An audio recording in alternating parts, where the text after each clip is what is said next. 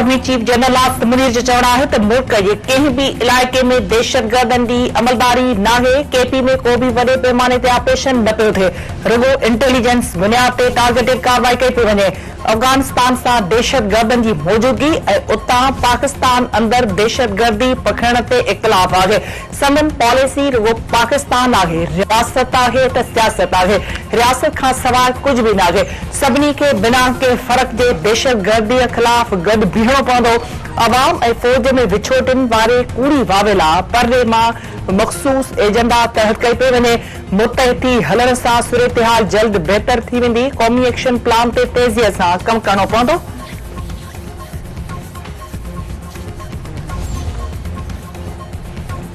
माण्हुनि जो court commander house वञण सिक्योरिटी नाकामी आहे। छा 9 मई वाक़िअनि में कंहिं फौजी ऑफिसर जो ट्रायल थियो आहे? ज़रूरी नाहे त गोली हलाई वञे, पर 9 मई ते जॾहिं फौजी थाकनि खे नुक़सान पहुचायो वियो त छा का मज़ामत कई वई? साज़िश कंहिं कई? आख़िरकार को मास्टर माइंड बि हूंदो। कंटोनमेंट में कंहिं सिपाही जो सिविलियन सां इख़्तिलाफ़ थी वञे त केस किथे हलंदो? कंहिं फौजी ऑफिसर जी राइफल चोरी कई वञे त केस किथे हलंदो? एबी अली केस सिविल मार्शल जो आहे। फौजी हुकूमत ख़त्म थियण खां पोइ आइन बहाल थी वियो। सुप्रीम कोर्ट जा फौजी अदालतुनि बाबति केस में रिमार्क्स। बिजली जे अघनि में 11 रुपयनि ताईं घटाई। वफ़ाक़ी काबीना 14 IPP सां नज़रसानी मुआहदनि जी मंज़ूरी ॾेई छॾी। मुआहदा ख़त्म थियण सां हुकूमत खे 1.4 खरब रुपयनि जो फ़ाइदो थींदो। वज़ीर आज़म शहबाज शरीफ़ जो चवणु आहे त IPP सां नज़रसानी मुआहदा वॾी कामयाबी आहे। क़ौमी नाणे खे बचत थियण समेत गर्दिशी कर्ज़ बि ख़त्म थींदो। बिजली जे अघ में बि घटाई थींदी। टास्क फोर्स 3000 मेगावाट बिजली जो टारगेट हासिल करे वरितो आहे।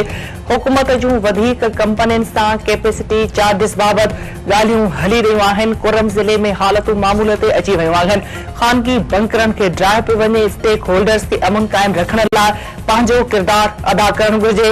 PIA जी यूरोप लाइ उॾामुनि जी बहाली वफ़ाक़ी काबीना जी कामयाबी आहे। दहशतगर्दीअ ख़िलाफ़ जंग में पाक फौज जूं कुर्बानियूं साराह जोगियूं आहिनि। क़दुरु करणु घुर्जे। Army chief general Asif Munir जी क़यादत में दहशतगर्दनि ख़िलाफ़ कार्रवायूं थी रहियूं आहिनि। सिंध जे मुख़्तलिफ़ शहरनि में रोड हादसनि जे नतीजे में 11 ॼणा फोत। उमरकोट वेझो कार ऐं मज़दा में टकर, 5 ॼणा फोत। ॾखण भरिसां मोटरसाइकिल ऐं मज़दा में टकर सबबि 2 ॼणा फोत। दौलतपुर सफ़न में 2 ऑयल टैंकर्स में टकर सबबि ड्राइवर फोत। राधन वेझो सीता रोड वेंदड़ ॼाणियुनि जी बस 11,000 वोल्टेज जी तारुनि सां टकराइण सबबि नीगर फोत।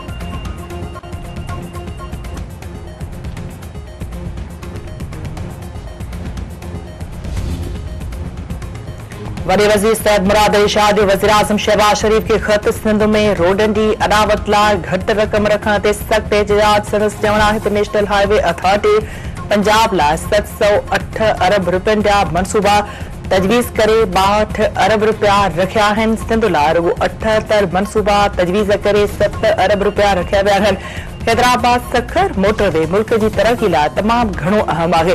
नेशनल हाईवे अथॉरिटी तरफ़ां सिंध लाइ 5% खां बि घटि रक़म रखणु गंती जोगी ॻाल्हि आहे। सालियानी तरक़ियाती प्रोग्राम में सिंध सां नाइंसाफ़ियूं कई वियूं आहिनि। पंजाब जे 33% मनसूबनि लाइ 38.65 ऐं सिंध जे 6 मनसूबनि लाइ 4.34% रक़म रखी वई आहे। सेनेट में हुकूमत मुखालिफ धुर आमू सामू। सेनेटर एजाज चौधरी की आज़ादी लाइ PTI मेंबरनि जो हंगामो। सेनेट चेयरमैन जी डाइस अॻियां नारेबाज़ी। नायब वज़ीर आज़म इसाक डार जो चवणु आहे त माज़ी में हिक वज़ीर जे बयान ते PIA जा जहाज़ ग्राउंड कया विया। हुकूमती क़दमनि सबबि यूरोप लाइ उॾामूं बहाल कयूं वियूं आहिनि। एहसन इक़बाल जो चवणु आहे त CPEC तबाह करण जी ज़िम्मेवार तहरीक इंसाफ़ आहे। ॿियनि जी रसीदुनि खे जाली करार ॾींदड़नि जूं पंहिंजूं रसीदूं जाली निकितियूं आहिनि। इलेक्शन कमीशन जी हिदायतुनि बावजूद PTI चूंडूं कराइण खां इनकार कयो। कानून वारे वज़ीर आज़म नज़ीर तारड़ जो चवणु आहे त 190 million pound open and shirt case आहे। बरतानवी एजेंसी मामले जी जांच कई। सेनेट में मुखालिफ धुर जो रवैयो अफ़सोस जोॻो आहे। सेनेट में मुखालिफ धुर जेको कयो पार्लियामानी रवायत नाहे। मुल्क ख़िलाफ़ साज़िशूं कंदड़ खे जेल में 5 स्टार होटल वारियूं सहूलियतूं ॾिनियूं वयूं आहिनि।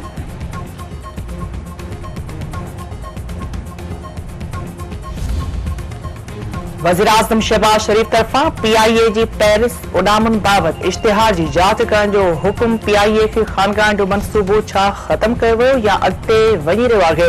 क़ौमी एयरलाइन जे पेरिस वापसीअ जे इश्तिहार बाबति दुनिया खिली रही आहे। कहिड़ी इश्तिहारी एजेंसी आहे, कंहिं एहलकार इश्तिहार ॾिनो आहे? शेरी रहमान वज़ीर-आज़म शहबाज शरीफ इश्तिहार जी जांच जो हुकुम ॾेई छॾियो। एफिल टावर वेझो क़ौमी एयरलाइन जी जहाज़ सां VR कॉम्बिंग जो गलत तासुर ॾिनो वियो आहे। नायब वज़ीर-आज़म इसहाक़ डार अॻूणी ख़ातून अवल बुशरा बीबी डी चौक जे 13 केसनि में ज़मानत मंज़ूर। अदालत तरफ़ां बुशरा बीबी जी सादी काग़ज़नि ते सही ऐं अंगूठो हणाइण ते कावड़ जो इज़हार। जज रिमार्क्स ॾींदे चयो आहे त हर हंधि चवनि था त VIP प्रोटोकॉल मिले, ईअं मुमकिन नाहे।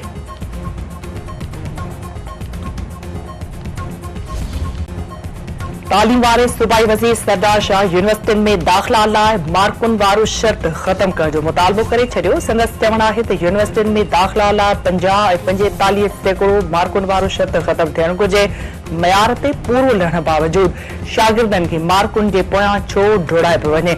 इम्तिहाननि बाबति तमामु घणियूं शिकायतूं आहिनि, छा कजे? का थर्ड पार्टी नाहे। इम्तिहान वठंदड़ ऐं चेक कंदड़ साॻिया ई माण्हू आहिनि।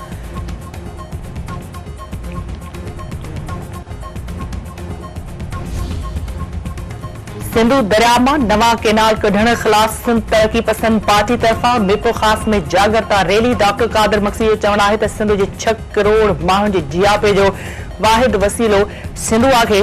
हुक्मरान उन जो रुख रेगिस्तान तरफ़ मोड़णु चाहिनि था। हू अहिड़े अमल ख़िलाफ़ लाहौर इस्लामाबाद में भी एहतजाज कंदा। पाणी ज़िंदगी जी बुनियादी ज़रूरत आहे। सिंध वटि सिंधु दरिया खां सवाइ पाणी जो ॿियो को ज़रियो नाहे।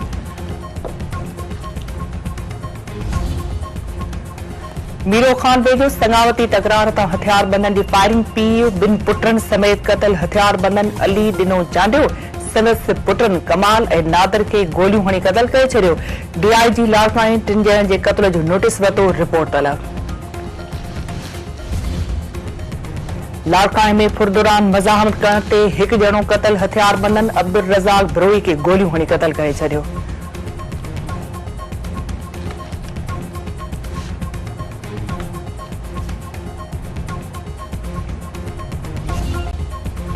नए डेरे में नंढी उम्र में शादी कराइण जी कोशिश ते शागिर्दियाणी पारां आबखार जी कोशिश। 5 दर्जे जी शागिर्दियाणी अनीसा जना गंटी जोगी हालत में अस्पताल मुंतकिल।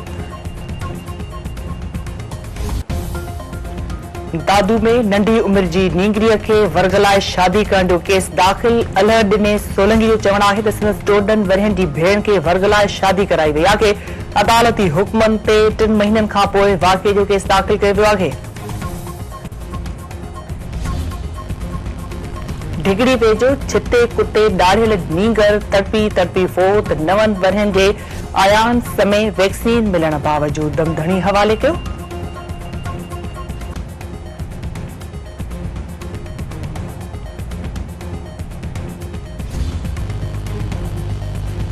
सिंध सरकार तरफां कराची में 3 ॾींहनि जो स्पेशल गेम्स शुरू। 1200 खां वधीक स्पेशल ॿारनि जी शिरकत। Athletes badminton, taekwondo, tennis, football समेत मुख़्तलिफ़ रांदियुनि जा मुक़ाबला। थर जीप रैली, थर स्पोर्ट्स फेस्टिवल ऐं सिंधु दरिया ते रांदियुनि जा मुक़ाबला करण जो ऐलान। मोहम्मद बख्श महर जो चवणु आहे त हलंदड़ साल स्पेशल गेम्स जे स्कोप खे वधायो वेंदो। सिंध जे नौजवाननि लाइ रांदियुनि जा मौक़ा पैदा कया वेंदा।